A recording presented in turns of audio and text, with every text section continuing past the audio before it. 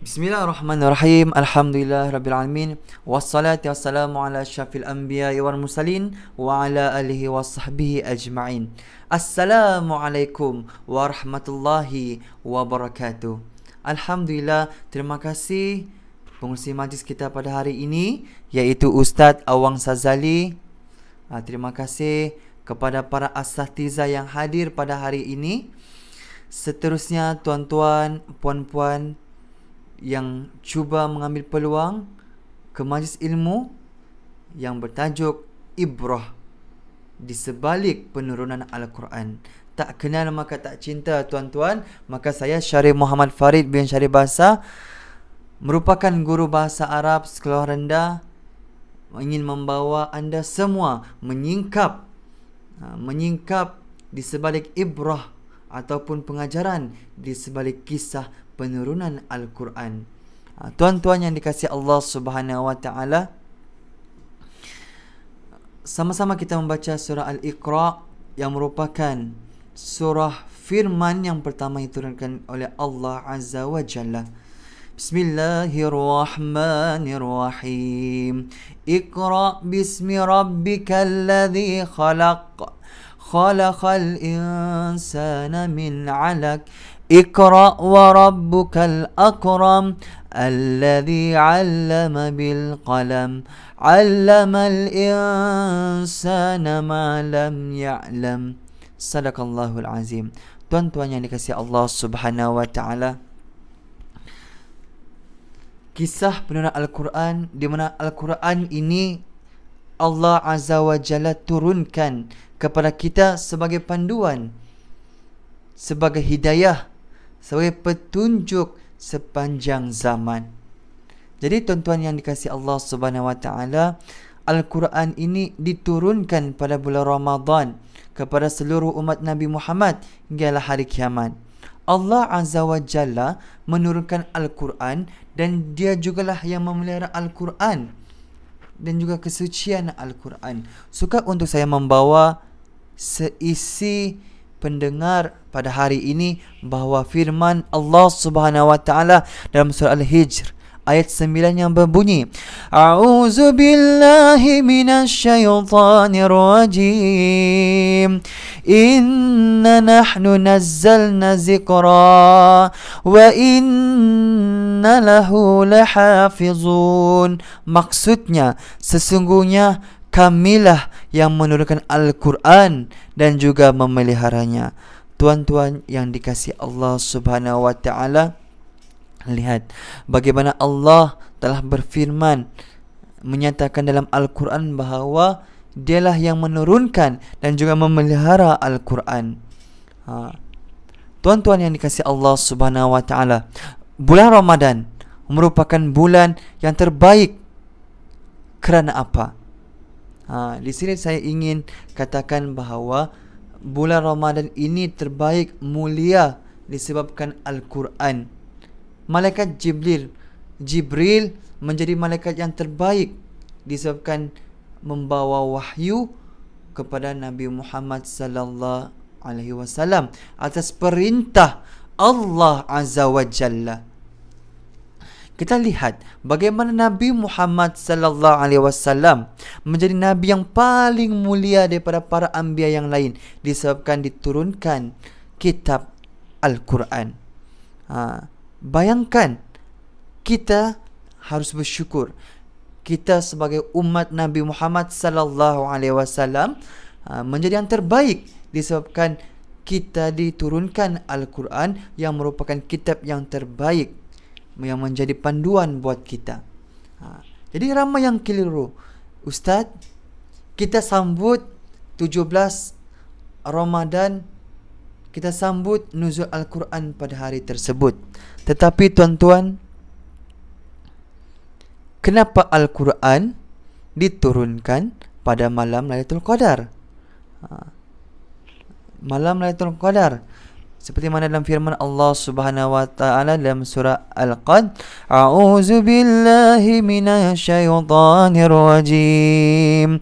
Inna anzalnahu fi lailatul qadr. Sesungguhnya kami menurunkan Al-Quran pada malam Al-Qadr, iaitu malam kemuliaan. Tuan-tuan yang dikasihi Allah Subhanahu wa taala, ramai yang keliru. Bagaimana malam Al-Qadr itu merupakan dalam lingkungan 10 malam terakhir, tapi kita sambut nuzul Al-Quran pada 17 Ramadan. Ramai yang keliru. Tuan-tuan yang dikasihi Allah Subhanahu wa taala, merujuk para ulama silam, turunnya Al-Quran cara berperingkat-peringkat di langit pada 10 malam terakhir. Manakala 17 Ramadan ini, tuan-tuan, merupakan tarik disebut sebagian ulama, iaitu firman Allah yang pertama, iaitu surah Al-Alaq, diturunkan di Gua Hira pada 17 Ramadan. Tapi ada sebagian ulama lagi menyatakan turun Al-Quran pada Rabiul Awal. Tetapi kebanyakan jumhur ulama bersepakat bahawa Al-Quran diturunkan pada 17 Ramadan, surah Al-Alaq. Manakala pada malam Lailatul Qadar ini secara berperingkat di langit. Masya Allah, tuan-tuan yang dikasihi Allah Subhanahu wa taala. Di sini dapat kita lihat bagaimana kemukjizatan Al-Quran itu diturunkan kepada kita semua, bukan secara terus, bukan secara satu kali sahaja diturunkan. Ini Allah Subhanahu wa taala, Allah Azza wa Jalla mempunyai banyak hikmah ataupun banyak perkara-perkara yang di sebalik penurunan Al-Quran, bagi memudahkan umat manusia menghafal, bagi memudahkan umat Islam faham di sebalik penurunan Al-Quran. Jadi apabila kita bercerita tentang hadis pengalaman ketika diturunkan wahyu, di mana Imam Bukhari, perkara pertama bagaimana Allah Azza wa Jalla memberikan mimpi yang baik ataupun yang benar kepada Nabi Muhammad sallallahu alaihi wasallam.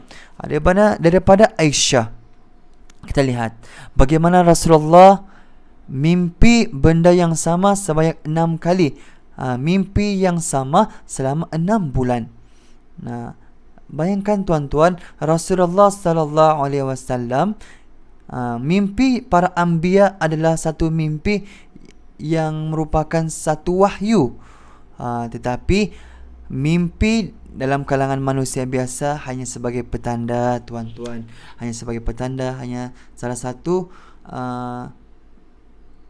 petanda yang tidak boleh kita gunakan sebagai hujah. Manakala apabila para anbiya bermimpi, ia merupakan satu wahyu daripada Allah Azza wa Jalla. Masya Allah, hebatnya. Baiklah tuan-tuan yang dikasihi sekalian, Allah Azza wa Jalla memberikan keistimewaan kepada Nabi Muhammad sallallahu alaihi wasallam sebelum dilantik menjadi rasul, iaitu apa tuan-tuan?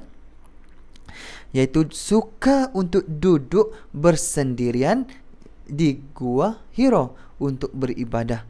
Walaupun di mana-mana saja, tapi ini dapat kita lihat peristiwa di Gua Hira. Ketika itu Nabi masih belum lagi menerima wahyu, tetapi Nabi sudah mulai beribadat mengikut agama yang dibawa oleh Nabi Ibrahim, iaitu agama Islam.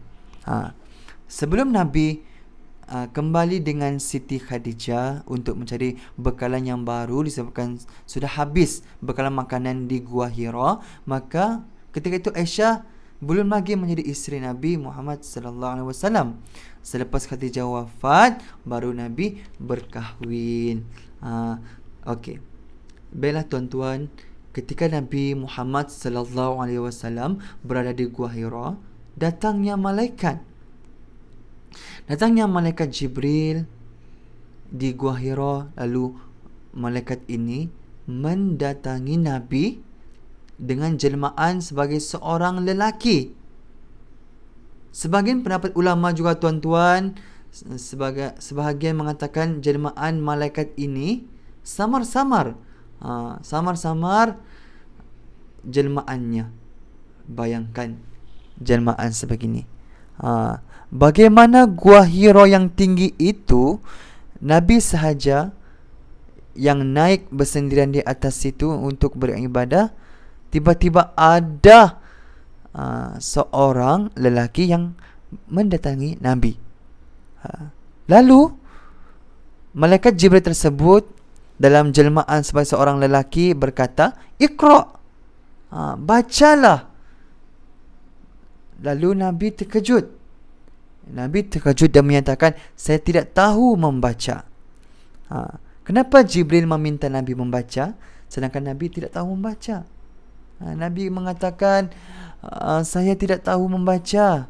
Terdapat riwayat yang daif tetapi boleh diambil untuk melengkapkan sirah ataupun penceritaan ketika ini, di mana malaikat Jibril membawa lembaran untuk membaca, tapi Nabi tidak dapat membaca ketika ini. Pendapat jumhur ulama, Jibril bukan meminta Nabi untuk membaca di lembaran, tapi meminta Nabi Muhammad sallallahu alaihi wasallam untuk mengikuti bacaan malaikat Jibril. Bayangkan, Jibril meminta Nabi sekali lagi, kali kedua, untuk membaca Iqra. Lalu Nabi mengatakan, "Aku tidak tahu membaca. Jibril mengambil Nabi dan memeluk erat Nabi sehingga Nabi sukar untuk bernafas. Kali kedua, Jibril meminta Nabi lagi membaca Iqra. Jibril mengambil Nabi dan memeluk Nabi dengan pelukan yang begitu erat sehingga Nabi sukar bernafas. Dan perbahasan ulama ada mengatakan hanya 3 ayat sahaja malaikat Jibril menyebut Iqra bismi rabbikal ladzi khalaqal insana min 'alaq Iqra wa rabbukal akram. Hanya 3 sahaja. Tetapi perbahasan ulama yang banyak adalah Nabi Muhammad sallallahu alaihi wasallam diturunkan sebanyak 5 ayat surah Al-Alaq. Masya-Allah. Mesti ramai tuan-tuan para asatizah yang berfikir, kenapa malaikat Jibril ini menggunakan pendekatan memeluk Nabi? Mesti semua terfikir-fikir. Jadi apabila dikaji, para ulama mengkaji kenapa malaikat Jibril memeluk Nabi, ini merupakan kaedah supaya Nabi lebih fokus untuk menerima ilmu yang diberikan. Yang kedua, supaya nak bagi benda ni penting, nak bagi tahu bahawa benda ni penting dan satu benda yang berat yang perlu diterima oleh Nabi Muhammad sallallahu alaihi wasallam.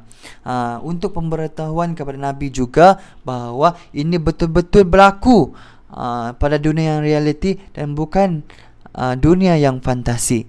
Hal ini sekaligus menolak pendapat daripada sarjana barat bahawasanya Nabi itu terkena histeria.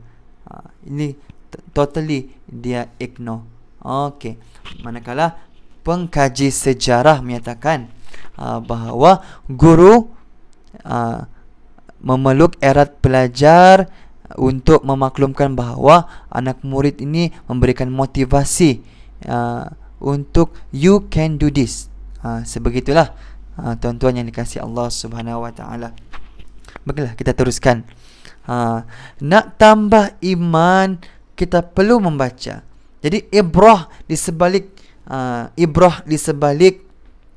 peristiwa ini adalah betapa pentingnya firman Allah Subhanahu wa taala yang pertama, iaitu Iqra, membaca, di mana kita perlu membaca.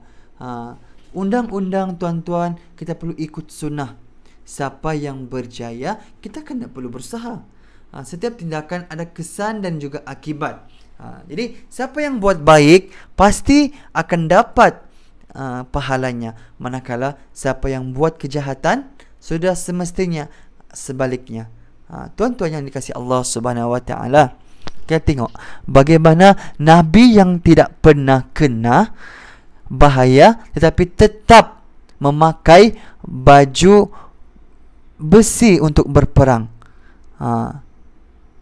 Bayangkan orang Islam kalau nak berjaya, kita perlu membaca, kita perlu mengkaji, kita semak. Kita lihat bagaimana sarjana barat, bagaimana mereka berjaya disebabkan mereka banyak membaca, mengkaji, tetapi tidak beriman, tuan-tuan yang kasih Allah Subhanahu wa taala. Bayangkan kita tidak cukup dengan memakan kismis saja, 1 lori, 2 lori ataupun 3 lori, tetapi kita tidak membaca, kita tidak berusaha, tapi kita bertawakal kepada Allah sahaja. Tidak.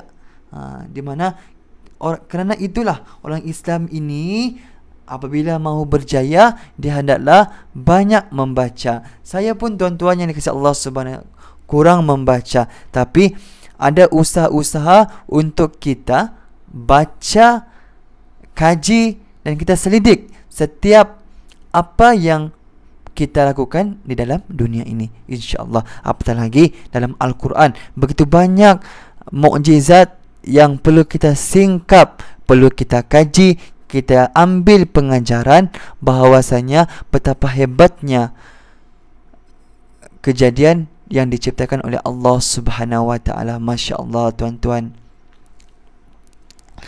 Kita lihat bagaimana kisah para anbiya, yaitu kisah Abu Lahab. Kisah Abu Lahab ini di surah Al-Masad menceritakan bagaimana Abu Lahab akan masuk neraka. Bagaimana kita imbas kembali sirah baginda Nabi Muhammad sallallahu alaihi wasallam, bagaimana dia apabila menerima wahyu daripada Allah Subhanahu wa taala, dia bergegas naik ke Bukit Safa dan juga memberi kabar berita kepada kaum Quraisy. Dia mengumpul, lalu kaum Quraisy ni pun berkumpul kepada Nabi Muhammad sallallahu alaihi wasallam, kerana Nabi Muhammad ini terkenal dengan gelaran As-Siddiq. As-Siddiq ni adalah membenarkan.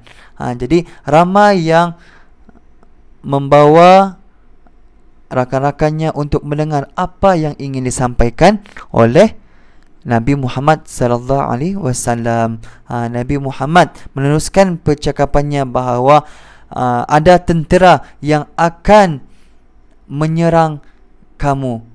Adakah kamu percaya? Lalu Nabi Muhammad sallallahu alaihi wasallam lagi meneruskan percakapannya. Ketika itu Abu Lahab datang, lalu dia menghardik Nabi Muhammad sallallahu alaihi wasallam. Wahai Nabi Muhammad, celakalah engkau wahai Nabi Muhammad. Bayangkan dalam Al-Quran ketika itu telah diturunkan bahawa Abu Lahab telah akan dimasukkan ke dalam neraka. Jadi persoalan di situ, tuan-tuan, bahawa Abu Lahab ni seorang yang banyak mengganggu aktiviti ataupun usaha-usaha dakwah Nabi Muhammad sallallahu alaihi wasallam. Selain itu, tuan-tuan, mengganggu dan juga memusuhi Nabi. Jadi dalam Al-Quran sudah diturunkan ayat di surah Al-Masad mengenai penceritaan tentang Abu Lahab ini yang akan masuk neraka. Jadi apabila kita kaji-kaji, betul disebabkan, kenapa? Disebabkan Nabi, segala usaha dakwah Nabi ditentang oleh Abu Lahab. Masya Allah. Bayangkan dalam Al-Quran menceritakan kisah-kisah semasa, kisah-kisah dahulu dan juga masa-masa sekarang, sesuai dengan peredaran zaman. Kita lihat lagi, tuan-tuan yang dikasihi Allah Subhanahu wa taala, bagaimana Al-Quran As-Sunnah perlu kita kaji. Kita tidak perlu memaksa umat Islam untuk masuk Islam, tapi kita kena tunjukkan bagaimana kehebatan Al-Quran ini dalam kehidupan seharian kita. Kita perlu cerita apa kehebatan Al-Quran. Kita lihat tentang kisah Nabi Musa, bagaimana Allah Subhanahu wa taala menggunakan perkataan Firaun bagi setiap pemerintah-pemerintah pada zaman Nabi Musa. Manakala pada zaman pemerintah Nabi Yusuf, Nabi Yusuf, pemerintah ketika itu di dalam Al-Quran disebut Raja Malik.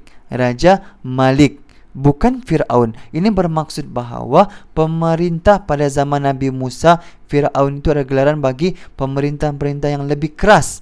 Lebih keras ni dipanggil Hipti.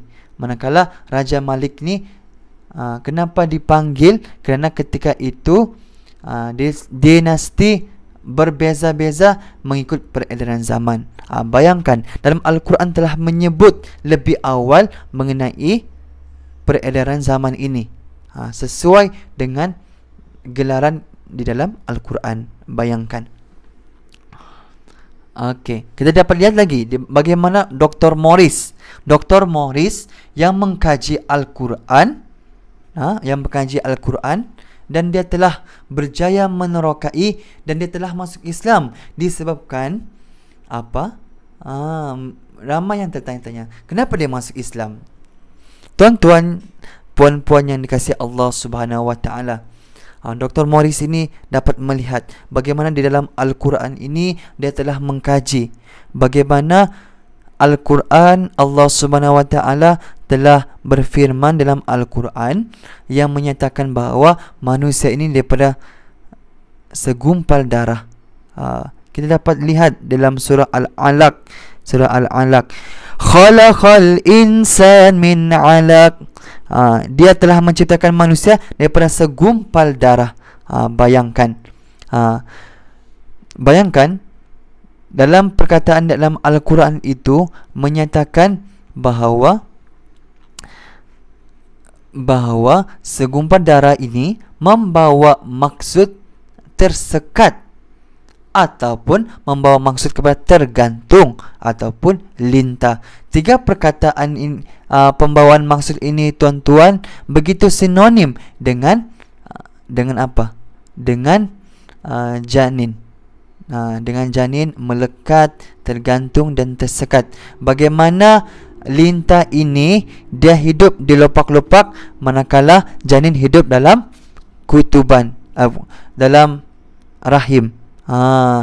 Di mana ciri fizikalnya begitu sama. Allah Subhanahu wa taala menggambarkan proses kejadian manusia itu seperti segumpal darah. Bagaimana setiap janin ada pembuluh darah dan semakin berkembang, padahal persenyawan itu darah tidak bergerak ke janin. Kita lihat daripada sel yang tiada darah, Allah tunjukkan kekuasaannya apabila embrio ini dia berkembang dan darah itu mengalir di seluruh tubuh manusia. Dulu-dulu tuan-tuan tidak ada ultrasound, tidak ada scan untuk kita lihat bagaimana kejadian manusia, bagaimana sains ketika itu. Tidak ada sains yang lebih canggih untuk melihat kejadian manusia.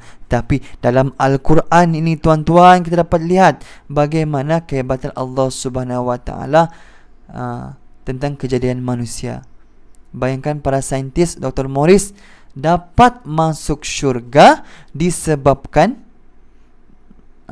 dia melihat proses kejadian manusia di dalam Al-Quran. Jadi begitu penting tuan-tuan yang dikasihi Allah Subhanahu wa taala untuk sama-sama kita mengkaji Al-Quran. Kita amal Al-Quran. Kita semak apa kaitan dengan kehidupan seharian kita, di mana Al-Quran ini begitu besar mukjizatnya yang menjadi panduan kepada hidup kita semua. Masya Allah tuan-tuan yang dirahmati Allah Subhanahu wa taala. Okey, tuan-tuan yang dirahmati Allah Subhanahu wa taala, daripada ibrah ini, daripada pengajaran ataupun ibrah daripada penurunan Al-Quran, kita dapat lihat bahawa kita perlu bersyukur kita menjadi umat Nabi Muhammad sallallahu alaihi wasallam. Umat Nabi Muhammad sallallahu alaihi wasallam disediakan panduan untuk hidup menjadi umat yang terbaik. Kita lihat bagaimana Al-Quran ini yang disampaikan oleh malaikat Jibril kepada Nabi Muhammad menjadikan malaikat Jibril ini malaikat yang terbaik di dunia, malaikat yang terbaik antara seluruh malaikat.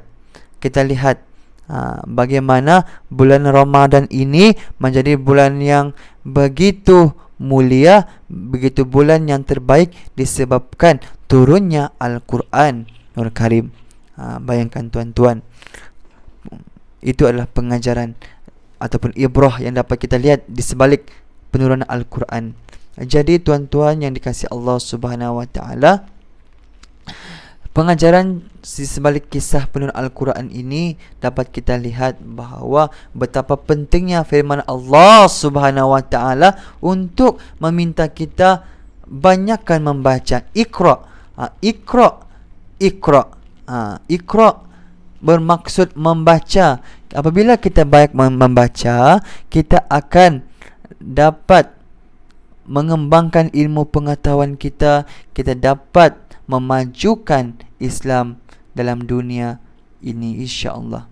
Jadi tuan-tuan yang dirahmati Allah, ibrah yang seterusnya kita dapat lihat bagaimana Al-Quran ini menceritakan kejadian manusia daripada segumpal darah menjadi seorang manusia yang ditiupkan roh, yang berada dalam kandungan ibu. Kita lihat lagi tuan-tuan yang dirahmati Allah Subhanahu wa taala, bagaimana kehebatan Al-Quran ini yang menceritakan seluruh proses kehidupan daripada dulu, kini dan juga masa akan datang. Begitu banyak tuan-tuan yang perlu kita singkap, insya-Allah. Baiklah tuan-tuan yang dikasihi Allah Subhanahu wa taala, apabila kita bercerita tentang ibrah ataupun pengajaran daripada penurunan Al-Quran, sudah tentu tuan-tuan serta puan-puan yang dikasihi Allah Subhanahu wa taala ingin mengetahui apakah keistimewaan Al-Quran yang telah dikarang oleh ramai ulama-ulama daripada dahulu kala, menyatakan bahawa Al-Quran ini cukup istimewa dibandingkan dengan kitab-kitab yang lain. Oleh kerana itu, di mana karya daripada Dr. Yusuf Al-Qaradawi yang bertajuk Bagaimana Kita Berinteraksi dengan Al-Quran, antara yang lain menyebut Al-Quran adalah kitab ilahi. Al-Quran adalah kitab ilahi, iaitu daripada Allah Azza wa Jalla. Hal ini dapat dijelaskan dengan banyak ayat, tetapi insya-Allah saya pilih ayat yang ini. Antaranya, A'udzubillahi minasyaitonir rajim. Alif Lam Ra. Kitabun hukkimat ayatuhu summa fussilat min ladun hakimin khabir. Surah Al-Hud ayat 1. Maksudnya, Alif Lam Ra, Al-Quran ialah sebuah kitab yang tersusun rapi ayat-ayatnya, kemudian dijelaskan pula kandungannya satu persatu yang diturunkan daripada Allah Azza wa Jalla yang maha mendalam pengetahuannya. Selain itu tuan-tuan, keistimewaan Al-Quran dinyatakan juga Al-Quran adalah kitab mahfuz, iaitu kitab yang terpelihara. Firman Allah Subhanahu wa taala dalam surah Al-Hijr ayat 9 yang berbunyi, A'udzu billahi minasyaitonir rajim. Inna nahnu nazzalna zikra wa inna lahu lahafizun. Mafhumnya, sesungguhnya kamilah yang menurunkan dan juga memeliharanya. Surah Al-Hijr ayat 9. Baiklah tuan-tuan, maksud hafizun dalam ayat ini dengan pemeliharaan Allah daripada sebarang perubahan dan pertukaran, seperti kata Ibnu Katsir. Bayangkan tuan-tuan, sekiranya kitab Al-Quran diubah-ubah dan semakin lama ada penambahan dalam kitab tersebut, maka sudah tentunya Al-Quran ini tidak terpelihara dan juga tercemar dengan pelbagai pemalsuan. Bayangkan bagaimana Allah Subhanahu wa Ta'ala, Allah Azza wa Jalla telah berjanji untuk memeliharanya sehingga akhir zaman. Maka terbukti bahawa ayat suci Al-Quran membuktikan bahawa kitab ini adalah kitab yang terpelihara.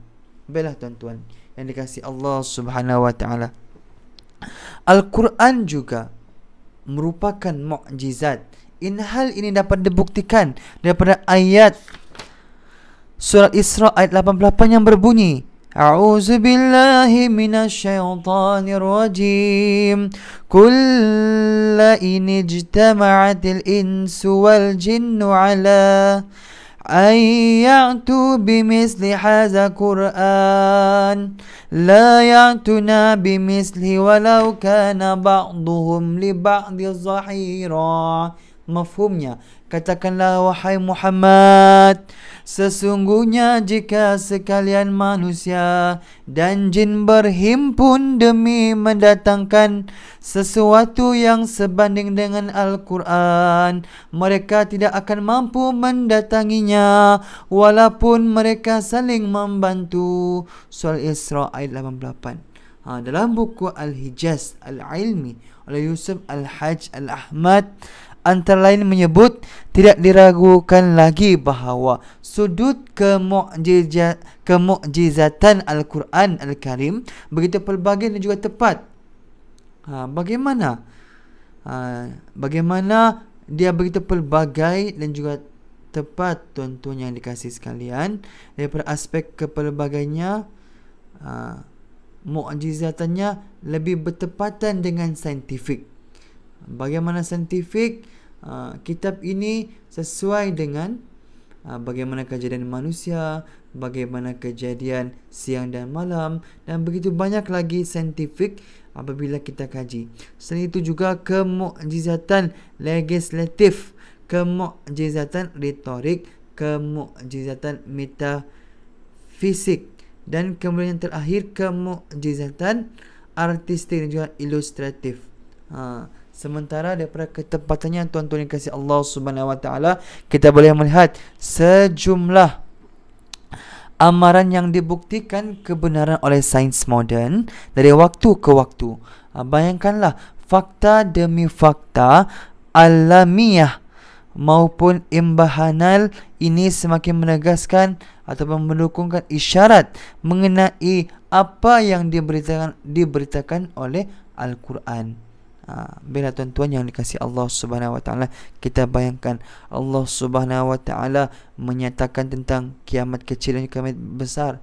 Terdapat beberapa tanda-tanda yang dapat kita lihat daripada sekarang lagi. Bagaimana Allah Subhanahu wa Ta'ala menyatakan mengenai tentang kematian yang pasti, bagaimana siksa syurga dan neraka. Semua ini adalah dapat dibuktikan melalui kajian-kajian yang telah dibuat oleh seluruh umat manusia. Baiklah tuan-tuan, kita lihat lagi keistimewaan Al-Quran ini adalah Al-Quran kitab nyata lagi mudah. Kenapa nyata dan mudah? Allah Subhanahu wa Ta'ala telah berfirman di dalam surah dalam surah Ad-Dukhan ayat 58 yang berbunyi, A'udzu billahi minasyaitonir rajim fa innama yassarnahu bilisanik la'allahum yatazakkarun. Sadaqallahul azim. Maksudnya, maka sesungguhnya kami memudahkan Al-Quran dengan bahasamu wahai Muhammad, sesungguhnya mereka mengambil pengajaran. Bayangkan, Allah Subhanahu wa Ta'ala menyatakan bahawa dalam dunia ini begitu banyak bahasa, tapi Allah telah mempermudahkan umat Nabi Muhammad sallallahu alaihi wasallam, termasuklah kita, menggunakan bahasa Arab, di mana bahasa Arab ini adalah bahasa yang antara mudah, yang perlu dipelajari, dan bahasa syurga. Masya Allah. Jadi kita sebagai umat manusia kenalah mengambil peluang untuk sentiasa menimba ilmu pengetahuan dan juga mempelajari bahasa-bahasa di luar negara, contohnya bahasa Arab dan juga bahasa-bahasa seumpamanya.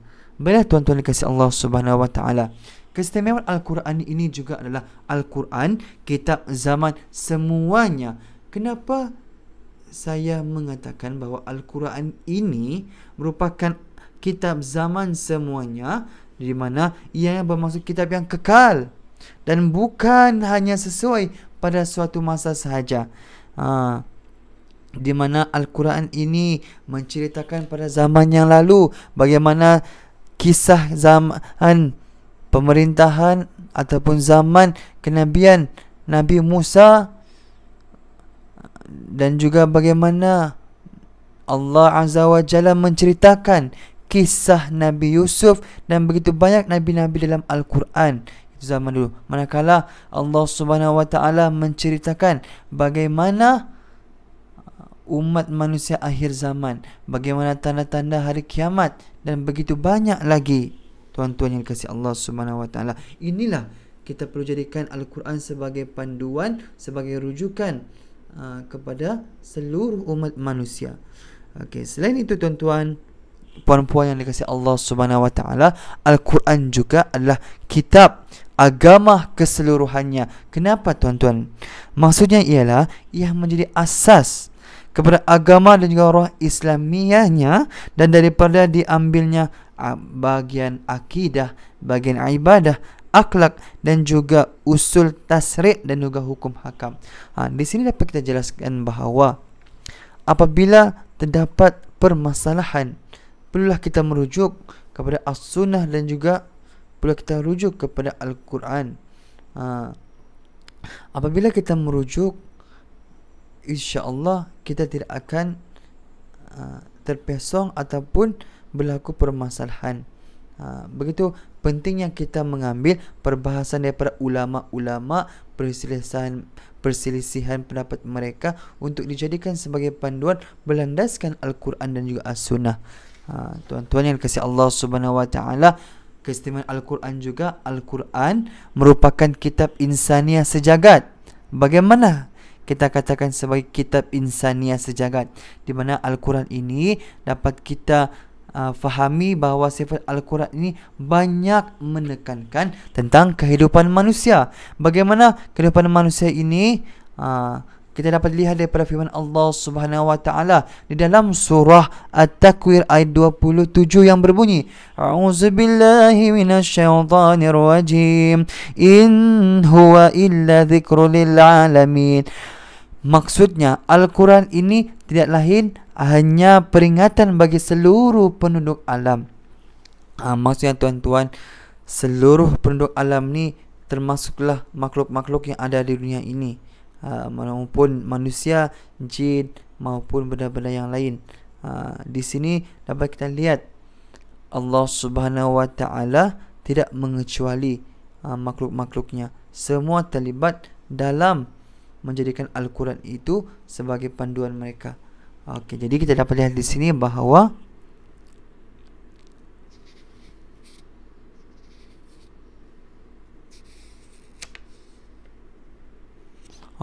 di sini kita dapat lihat kajian daripada Dr. Al-Qadhi, di mana laporan kajian disampaikan dalam persidangan Pertubuhan Islam Amerika Utara pada tahun 1984, disebut dalam Al-Quran terbukti mampu untuk mendatangkan ketenangan dalam 97% bagi mereka yang mendengarnya. Bayangkan Al-Quran ini memberikan ketenangan. Banyak doktor yang membuat kajian bahawa apabila orang yang mendengar ayat suci Al-Quran, dia akan berasa tenang. Tuan-tuan yang dikasihi sekalian, di kesimpulan di sini dapat kita lihat bahawa Al-Quran memberikan pengaruh yang besar dalam kehidupan seharian kita. Jika diperdengarkan kepada bayi, hal ini diungkapkan Dr. Nur Hayati sewaktu seminar konseling psikoterapi Islam di Malaysia pada tahun 1997. Menurut penyelidikan yang dijalankan, bayi yang berusia 48 jam yang diperdengarkan ayat-ayat suci Al-Quran dari perakam suara menunjukkan respon tersenyum dan juga menjadi yang lebih tenang.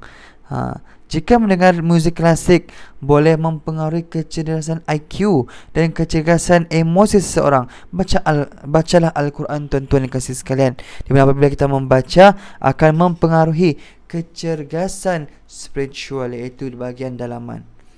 Jadi di sini tuan-tuan yang saya kasih sekalian, dapat kita mengambil kesimpulan bahawa Al-Quran ini begitu banyak keistimewaannya, di mana selain memberi pengajaran kepada umat manusia, kita boleh menjadikan Al-Quran ini sebagai panduan utama berbanding kitab-kitab yang lain ataupun buku-buku bacaan yang lain.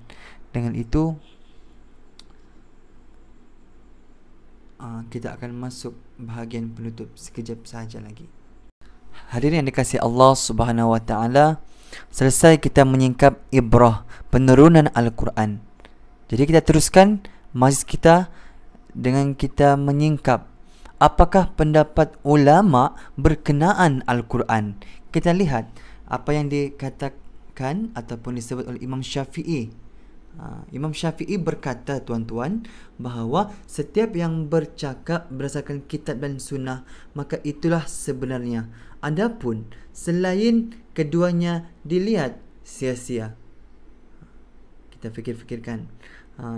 Haris Al-Muhasibih berkata, saudara-saudaraku, apabila orang membaca Al-Quran untuk mendapat pahalanya, maka ketahuilah, tunjukkan kehendak dengan bacaan kamu untuk bertadabbur dan juga iktibar darinya.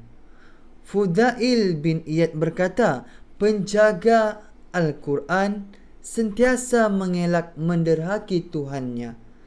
Bagaimana mungkin mereka melakukan maksiat, sedangkan setiap huruf daripada Al-Quran itu menyeru, demi Allah, janganlah engkau ingkari perkara yang engkau bawa dariku.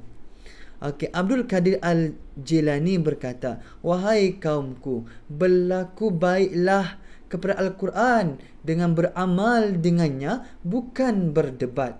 Seterusnya Ibnu Taimiyah berkata, Al-Quran mampu menghilangkan segala penyakit yang menyebabkan keinginan-keinginan jahat, sehingga sihatlah jiwa dan bersihlah keinginannya, dan kembalilah seseorang itu kepada fitrah yang telah ditanam oleh Allah Subhanahu wa taala, seperti mana badan kembali sihat. Ibnu Qayyim berkata, Al-Quran adalah kalam Allah Subhanahu wa taala yang Allah Azza wa Jalla takjali kepadanya untuk hamba-hambanya dengan sifat-sifatnya. Kita lihat lagi, Imam Muslim berkata, Al-Quran adalah ubat segala penyakit kecuali maut. Semoga hendaknya Allah Subhanahu wa taala mematikan kita di dalam iman dan menghembuskan nafas terakhir dengan bibir yang masih basah berkumat kamit melafazkan ayat suci Al-Quran. Okey, kita lihat lagi. Asy-Syahid Hasan Al-Banna berkata, Al-Quran Al-Karim adalah sebuah perlembagaan yang lengkap merangkumi seluruh hukum Islam. Al-Quran adalah sumber yang mencurahkan segala kebaikan dan ilmu ke dalam hati yang beriman. Al-Quran adalah sumber yang terbaik untuk para ahli ibadah mendekatkan diri kepada Allah Subhanahu wa taala dengan cara membacanya. Manakala Mustafa Al-Sibai menyebut beberapa ungkapan, katanya, kesan Al-Quran pada jiwa orang yang beriman pada maknanya dan bukan pada lagunya. Membaca dengan beramal dan bukan yang mengelokkan bacaan tetapi tidak beramal. Bacaan Al-Quran dalam radio yang hati yang khusyuk, yang dapat didengari oleh orang Islam sehingga dibuka hati dan akal mereka, satu ketika jauh lebih baik daripada 1000 rancangan yang lain. Orang zaman dahulu belajar Al-Quran untuk beramal dengannya. Justeru, bagaimana tiada perbezaan antara generasi kita dan generasi mereka yang agung. Al-Quran di tangan-tangan orang Islam ibarat senjata di tangan orang jahil. Jadi, Dr. Yusuf Al-Qardawi mengungkapkan banyak kata-kata, antaranya Al-Quran merupakan minhaj atau jalan serta cara bagi kehidupan manusia. Al-Quran sebagai dustur kepada sebarang hukum. Al-Quran sebagai dustur kepada dakwah. Masya Allah. Okey. Jadi kita lihat bagaimana Mufti Wilayah Persekutuan menyatakan bahawa sebagaimana yang dimaklumi, Al-Quran diturunkan sebagai petunjuk dan juga hidayah kepada seluruh umat manusia. Antara perkara penting, Islam menganjurkan perpaduan dan kesatuan serta bertaaruf antara satu sama lain agar ikatan ukhuwah begitu ampuh sesama manusia. Ini akan memudahkan untuk mengimarahkan dunia, tuan-tuan, yang layak menjadi khalifah Allah di muka bumi ini. Justru, marilah kita menjadikan nuzul Al-Quran sebagai inspirasi untuk bersatu hati serta bertoleransi antara satu sama yang lain, agar kita semua dapat mencapai kebahagiaan. Jadi, sebagai penutup, sekali lagi, Al-Quran selain merupakan tilawah, ia juga, tuan-tuan, menjadi penawar hati dan juga fikiran kita. Ia mampu merubah ataupun meruntunkan perjalanan hidup sebagaimana yang dikehendaki oleh Allah Azza wa Jalla dan Rasulullah sallallahu alaihi wasallam. Kepentingan dan manfaat Al-Quran ini, tuan-tuan, dapat digambarkan oleh Rasulullah sallallahu alaihi wasallam dalam hadis-hadis seperti berikut. Sesungguhnya hati-hati berkarat seperti berkaratnya bersih. Sahabat-sahabat bertanya, bagaimana untuk menyucinya? Ya Rasulullah. Apa kata Rasulullah? Baginda sallallahu alaihi wasallam berkata, dengan membaca Al-Quran dan juga mengingati mati. Kita teruskan. Yang terbaik di antara kamu ialah mereka yang mempelajari Al-Quran dan juga mengajarnya. Kita lihat lagi. Ali Al-Quran ialah hailullah. Bacalah Al-Quran. Kamu diberi pahala dengan setiap bilangan dan huruf yang dibaca. Tiap-tiap ayat di dalam Al-Quran adalah satu darjah di dalam syurga dan satu lampu di rumahmu. Rumah yang dibaca Al-Quran di dalamnya, niscaya lapanglah penghuninya, luasnya kebajikan, masuklah malaikat dan keluarlah syaitan. Rumah yang tidak dibacakan Al-Quran, sempitlah penghuninya, sedikitlah kebajikan, keluarlah malaikat dan masuklah syaitan. Jadi, tuan-tuan, marilah sama-sama kita kembali kepada Al-Quran, menjadikan Al-Quran sebagai amalan kehidupan. Selain ia merupakan penghibur jiwa dan juga sumber ketenangan. Jadi, sama-samalah kita meraihkan nuzul Quran ini dengan memperbanyakkan Al-Quran. Sama-sama kita hayati, sama-sama kita beramal, sama-sama kita mempelajari, insya-Allah. Sekian, wabillahi taufiq wal hidayah. Wassalamualaikum warahmatullahi taala wabarakatuh.